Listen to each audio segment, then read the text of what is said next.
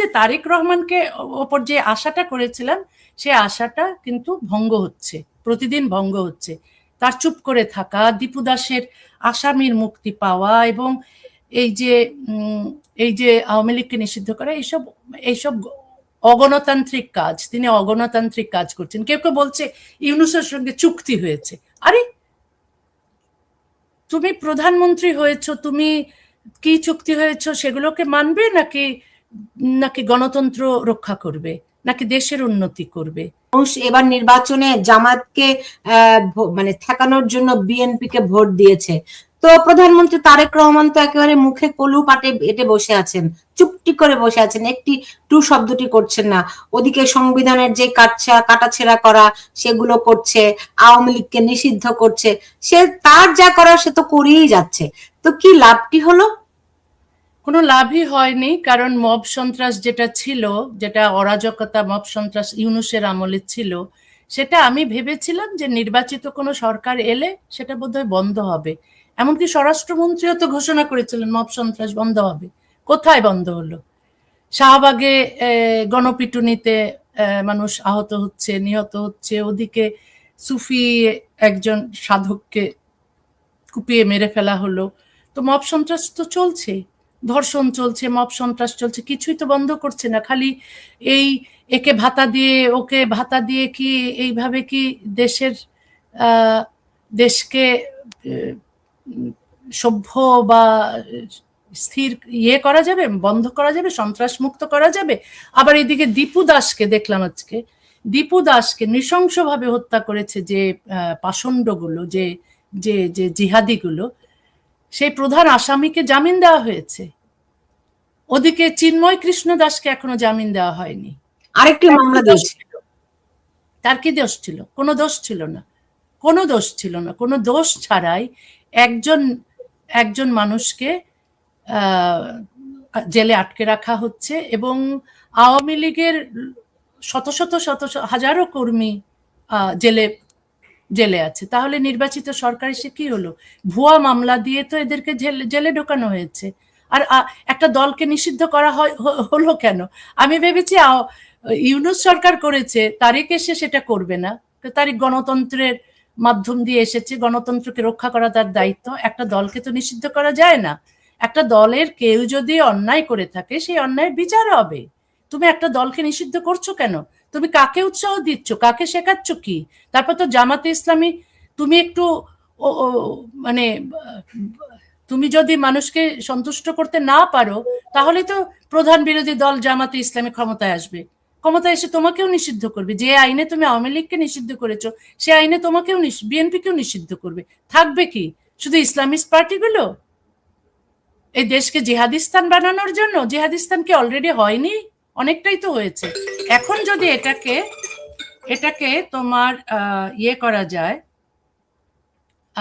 ফিরিয়ে নেওয়া যায়, বাংলাদেশে পরিণত করা যায়, সরি আমার, যে তারেক রহমানকে ওপর যে আশাটা করেছিলাম সে আশাটা কিন্তু ভঙ্গ হচ্ছে, প্রতিদিন ভঙ্গ হচ্ছে। তার চুপ করে থাকা, দীপু দাসের আসামির মুক্তি পাওয়া এবং এই যে আওয়ামী লীগকে নিষিদ্ধ করা, এইসব এইসব অগণতান্ত্রিক কাজ, তিনি অগণতান্ত্রিক কাজ করছেন। কেউ কেউ বলছে ইউনূসের সঙ্গে চুক্তি হয়েছে। আরে তুমি প্রধানমন্ত্রী হয়েছো, তুমি কি চুক্তি হয়েছো সেগুলোকে মানবে, নাকি নাকি গণতন্ত্র রক্ষা করবে, নাকি দেশের উন্নতি করবে? দেশে যে অন্যায়ভাবে মানুষকে মানুষকে জেলে ঢোকানো হচ্ছে, অন্যায় মামলা দেওয়া হচ্ছে, অন্যায়ভাবে মামলা দেওয়া হচ্ছে, এগুলো তুমি বন্ধ করবে না? মব সন্ত্রাস বন্ধ করবে না? কেন আজকে একজন নিরীহ মানুষকে, একজন একজন নিরপরাধ মানুষকে কুপিয়ে মেরে ফেলছে? এরকম হবে কেন? এগুলোর শাস্তি কি? এবং এগুলো তো একজন গণতান্ত্রিক সরকার আসার পর তো এগুলো বন্ধ হওয়া উচিত ছিল। কিন্তু আমি দেখছি না। আমি সেজন্য বলেছিলাম যে মনে হচ্ছে যে তারেক রহমান এসেছেন, আমরা আশা করেছিলাম, কিন্তু মনে হচ্ছে ইউনূসের এক্সটেনশন চলছে। ইউনূস যা করে যেতে পারেননি তিনি তা করছেন। ইউনূসের যে যে যে যা করার ইচ্ছে ছিল তিনি তা পূরণ করছেন, ইউনূসের ইচ্ছে পূরণ করছেন তিনি। তাহলে কি লাভ হলো তাকে? এই যে আওয়ামী লীগের লোকেরাও তো, যারা আওয়ামী লীগের সমর্থক, তারাও তো তারাও তো বিএনপিকে এবার ভোট দিয়েছে, তাইনি? দিয়েছে, প্রগতিশীল মানুষেরা ভোট দিয়েছে। যারা জামাতে ইসলামীকে, ইসলামিস্ট জিহাদি পার্টিকে ঠেকাতে চাইছে তারা ভোট দিয়েছে। কিন্তু ভোট দিয়ে লাভ কি হলো? তুমি যদি একটা গণতান্ত্রিক একটা রাজনৈতিক দলকে নিষিদ্ধ করো, তুমি যদি মব সন্ত্রাস চালিয়ে যাও, তুমি যদি অন্যায়ভাবে হিন্দুদের ওই যে আটকে রাখছো, কিন্তু চিন্ময় কৃষ্ণ দাসের যেভাবে জামিন হচ্ছে না, এবং আবার একটা হিন্দুকে নৃশংসভাবে মেরে ফেললো, তার জামিন হচ্ছে, এবং এইটা যদি চলতে থাকে তাহলে ইউনূস সরকারে এবং তারেক সরকারে কোনো পার্থক্য নেই। হুম। আপা, আরেকটা জিনিস আমার মাঝে মধ্যে মনে হয়, ধরেন যেই দেশে আপনার মমিনুল হকরা রাজনীতি করতে পারে, যেই দেশে এই যত ধর্ম ব্যবসায়ী তারা একই মঞ্চে অন্যদেরকে নিয়ে দাঁড়াতে পারে, ধরেন জোনায়েদ সাকি বলেন, যারা নিজেদেরকে খুব সেকুলার সমাজতান্ত্রিক মনে করে, হ্যাঁ, তাদেরকে এই ধর্ম ব্যবসায়ীরা একসঙ্গে একই মঞ্চে দাঁড়াতে পারে, আর তসলিমা নাসরিনকে কেউ দেশে আনতে পারে না 31 বছরও। কারণটা কি? শুধুই কি ধর্মের ভয়, নাকি অন্য কোনো ব্যাপার? শুধুই কি ভোটার হিসাব নিকাশ, নাকি আরো কি আছে এর পেছনে? আর কি আছে আমি জানি না। আমি যা কিছু লিখেছি সত্য কথা লিখেছি, সত্য কথায় যাদের ভয়। আর তসলিমার তো কোনো রাজনৈতিক দল নেই, তসলিমা নিরপেক্ষ মানুষ। সব রাজনৈতিক দলগুলো কেউ যদি ভালো করে আমি ভালো বলি, কেউ যদি খারাপ করে আমি খারাপ বলি, এবং তার কোনো রাজনৈতিক দল নেই, তার কোনো সংগঠন নেই, তার পেছনে কেউ নেই। সুতরাং তাকে যদি লাথি মারা হয়, তাকে যদি তাড়িয়ে দেওয়া হয়, তাকে যদি নির্যাতন করা হয়, তার অধিকার লঙ্ঘন করা হয়, তাহলে কেউ কিছু বলে না। আমাদের যে দেশের বুদ্ধিজীবীগুলো, সাহিত্যিক, এরা তো সব সব এই ক্ষমতার যারা আছে তাদের তাদের তাদের স্তুতি গেয়ে তারা তারা এই পুরস্কার পেতে চায়।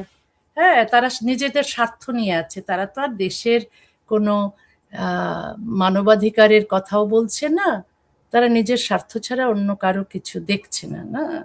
তো এখন তারাও কিছু বলে না। একটা সমাজ কতটুকু কতটুকু কি বলবো অসভ্য হতে পারে যখন দেখা যায় যে একজন লেখককে অন্যায়ভাবে দেশ থেকে তাড়িয়ে দেওয়া হয়েছে, এবং কোনো বুদ্ধিজীবী, কোনো সাহিত্যিক, কোনো লেখক মুখ খোলে না এ নিয়ে।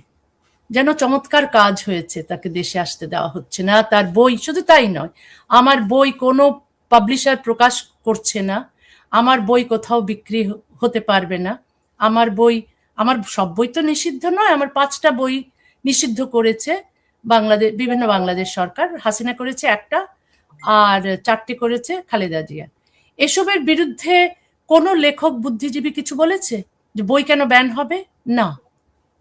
অথচ অন্য কোনো দেশে যদি কোনো সরকার একটা বই ব্যান করে, সমস্ত লেখক বুদ্ধিজীবী সেই ব্যানের বিরুদ্ধে দাঁড়ায়, সেই ব্যানের বিরুদ্ধে তারা সংগ্রাম করে, লড়াই করে, এবং ব্যানটা সরকার উইথড্র করতে বাধ্য হয়।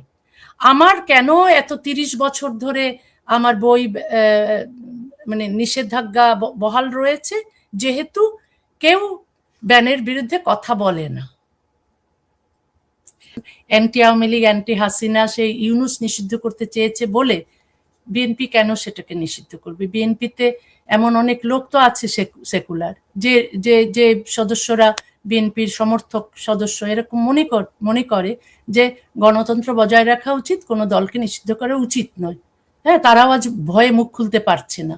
না, সেই ফজলুর রহমানকেও হাত তুলে আওয়ামী লীগকে নিষিদ্ধ করার পক্ষে বলতে হয়, সেটা খুব দুঃখ লাগে।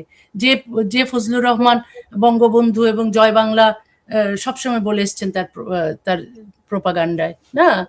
তো এইটা খুবই, আমি মনে করছি যে দেশকে সত্যিকারের গণতান্ত্রিক দেশ করতে হলে আওয়ামী লীগের উপর থেকে নিষেধাজ্ঞা তুলে নিতে হবে। আওয়ামী লীগ এর যারা কর্মী আছেন, সমর্থক আছেন, যাদেরকে জেলে ভরা হয়েছে, যাদেরকে জেলে ভরা হয়েছে তাদেরকে জেল থেকে মুক্ত করতে হবে, এবং যারা বিদেশে আছে, পালিয়ে আছে, তাদেরকে দেশে ফেরার ব্যবস্থা করতে হবে।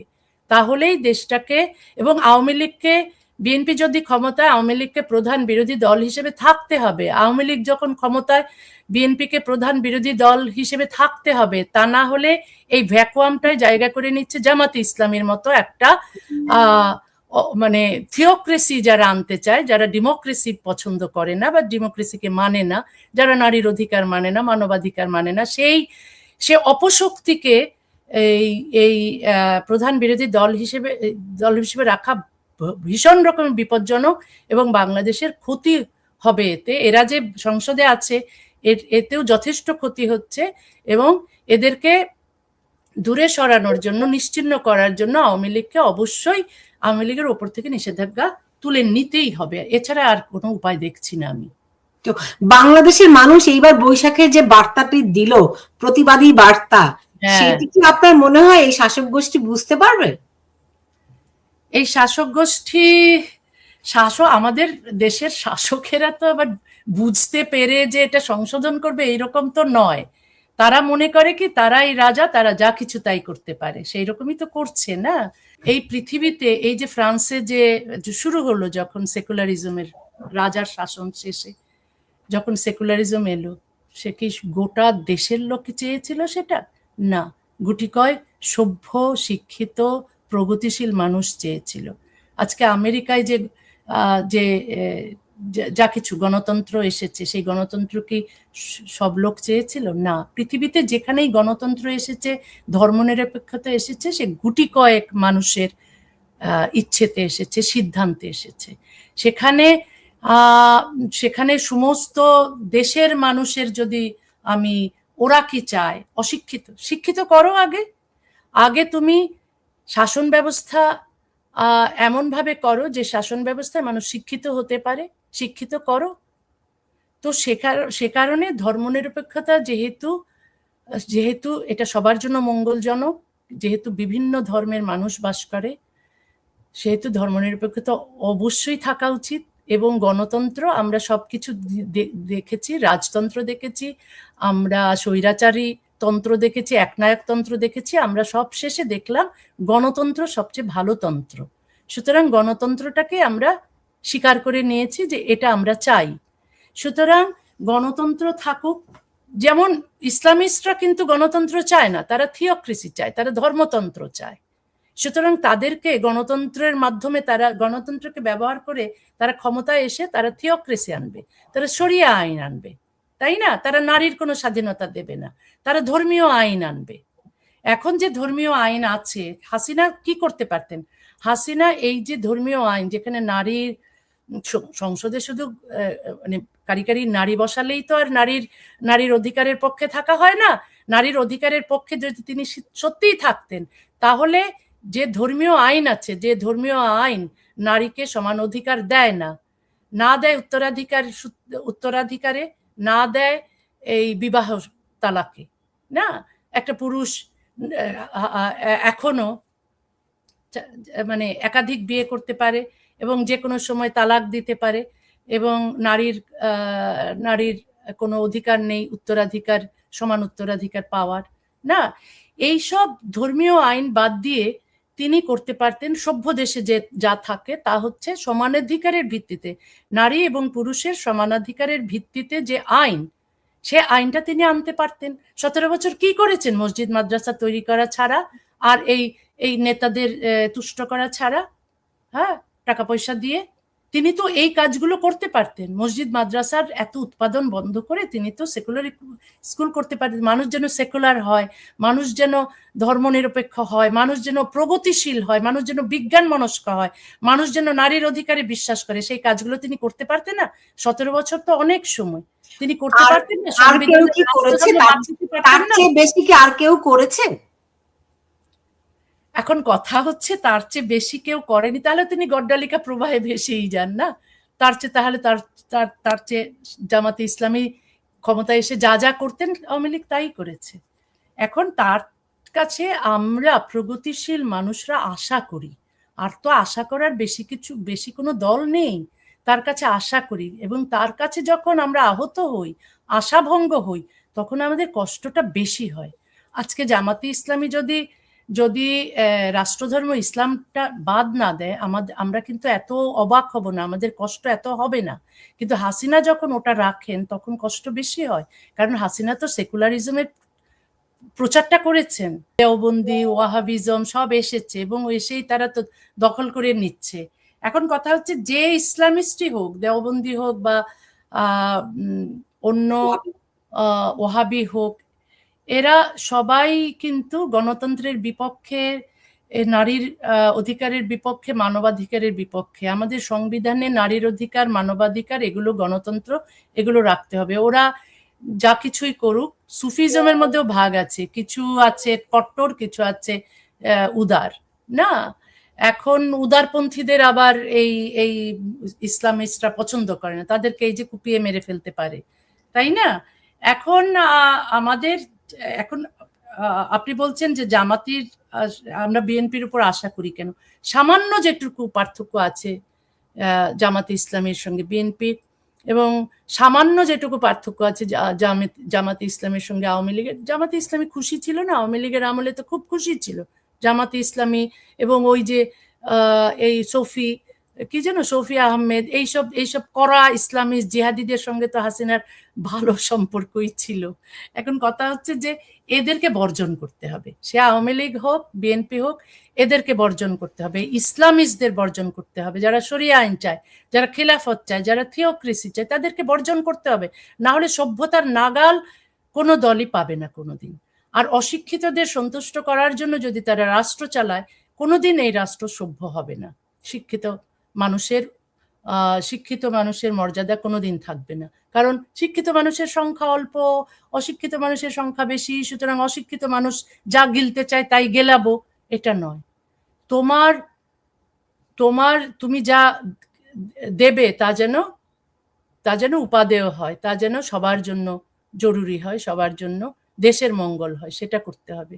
সুতরাং ক্ষমতায় থাকার জন্য, হাসিনা ক্ষমতায় অনন্তকাল থাকার জন্য তিনি এইসব ইসলামিস্টদের তুষ্ট করে রেখেছেন, কিন্তু ক্ষমতায় অনন্তকাল থাকা জরুরি নয়। তুমি 5 বছর থাকো, তুমি ভালো কাজ করো, তারপর তুমি প্রধান বিরোধী দলে থাকো, তুমি ভালো কাজ করার জন্য এই যে ক্ষমতায় আছে ক্ষমতাসীন দলকে বলো।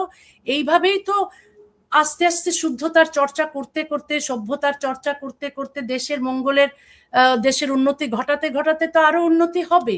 দেশের উন্নতি মানে ব্রিজ করলাম, রাস্তা করলাম, এগুলো নয়। মানসিক উন্নতি হয়েছে, নৈতিক উন্নতি হয়েছে। নৈতিক উন্নতি যদি হতো, মব সন্ত্রাস হতো না।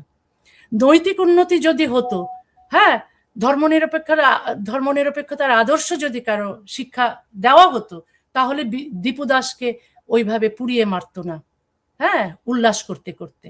তারপর এই যে হিন্দু দেখলেই ও ধর্মীয় অনুভূতিতে আঘাত দিয়েছে, আমার এই অনুভূতির রাজনীতি বন্ধ করা উচিত সব সরকারই। এখন যে সরকার আছে, অনুভূতির রাজনীতি বন্ধ না করলে প্রগতিশীল মানুষ, বিজ্ঞান মনস্ক মানুষ, মুক্ত চিন্তক এবং অমুসলিম যারা আছে, হিন্দু, বৌদ্ধ, খ্রিস্টান, এরা সবাই নিগৃহীত হবে, অত্যাচারিত হবে, এরা সবাই নিহত হবে, এরা হচ্ছে। এবং এই যত আওয়ামী লীগ কর্মী আছে তাদের মুক্ত করা উচিত, যত সাহিত্যিক আছে, শাহরিয়ার কবির এবং আরো সাংবাদিক যারা জেলে আছে তাদের মুক্ত করা উচিত, এবং এই চিন্ময় কৃষ্ণ দাসকে মুক্ত করা উচিত। এই হিন্দুদেরকে মনোবল দেওয়ার জন্য চিন্ময় কৃষ্ণ দাস ছিলেন। এখন সংখ্যালঘু একটা সম্প্রদায়, প্রতিনিয়ত তারা অত্যাচারিত হচ্ছে এবং হুমকি পাচ্ছে। এই হুমকিকে মোকাবেলা করার জন্য, দৃঢ়ভাবে দাঁড়ানোর জন্য, নিজের অধিকার নিয়ে, সেটা চিন্ময় কৃষ্ণ দাস এই হিন্দু সম্প্রদায়কে দিয়েছেন। এবং চিন্ময় কৃষ্ণ দাসের মুক্তিটা খুবই জরুরি। এগুলো তো ষড়যন্ত্র। তাই ইউনূসের চেয়ে ভালো কি কাজ করছেন তারেক রহমান? আমার মনে হয় তারেক রহমান ইউনূসের সঙ্গে চুক্তিবদ্ধ হয়েছেন যে ইউনূস যা করে যেতে পারেননি তিনি তা করবেন, এবং এটা হলে খুবই খারাপ, এবং এটা করা তার উচিত নয়। তিনিও জনগণের আস্থা হারাবেন। শেষ অবধি জামাতে ইসলামী ক্ষমতায় গিয়ে বিএনপিকে নিষিদ্ধ করবে, এটাই কি তিনি চান?